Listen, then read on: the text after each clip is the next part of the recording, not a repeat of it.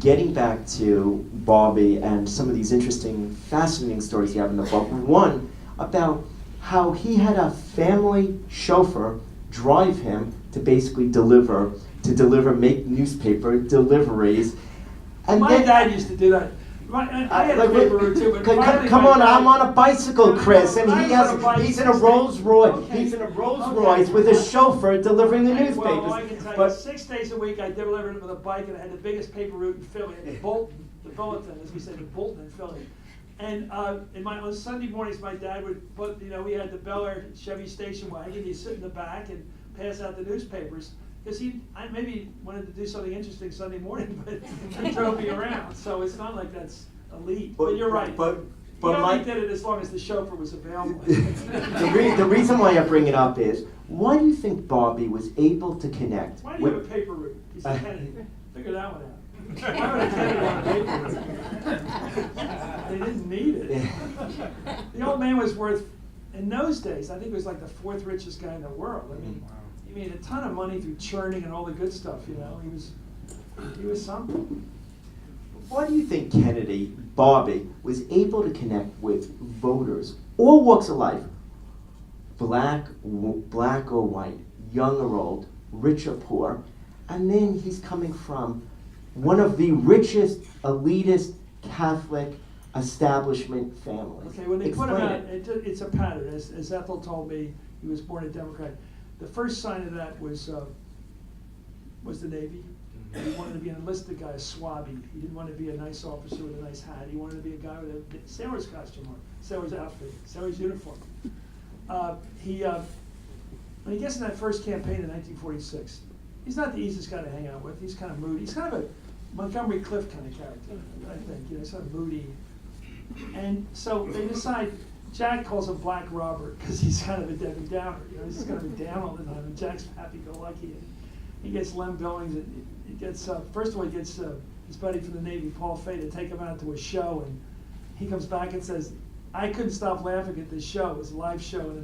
And this guy sat there like he was at a funeral. Bobby was so serious. So then he gets Lem Billings, his buddy from prep school, from Choate, to give him an assignment. So they wanted to get him away so he wouldn't depress anybody. So they sent him to the Italian wards. I'm starting to talk Philly, Italian wards. Italian wards. And because the opponent was going to get the Italian votes. The guy wasn't Italian, but they thought he could get those votes for some reason.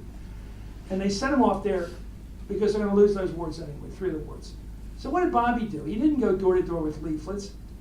He spent all day playing softball with the kids, the Italian kids. And the neighbors got the word, hey, he's not an a-hole. This guy's playing with our kids, and he's playing baseball with them. He must be okay, And it worked. They did really well in that. They beat the spread because the people said, this guy's no aristocrat. He wants to be friends with our, everybody likes the baseball managers and Pee Wee League and all. They do the work, and they keep the kids learning, and they teach kids the sport, and they do it for nothing, and they do it in the afternoon when you're still at work. How do you not like these guys? If you go through his friends, it's very interesting because Jack's friends were, Ormsby Gore, Charlie Bartlett, Ben Brad, all 4th or 5th year generation money people. Jack was very comfortable with old money. He liked old money. Bobby's friends were the guys he worked with, Mankiewicz, Guthman.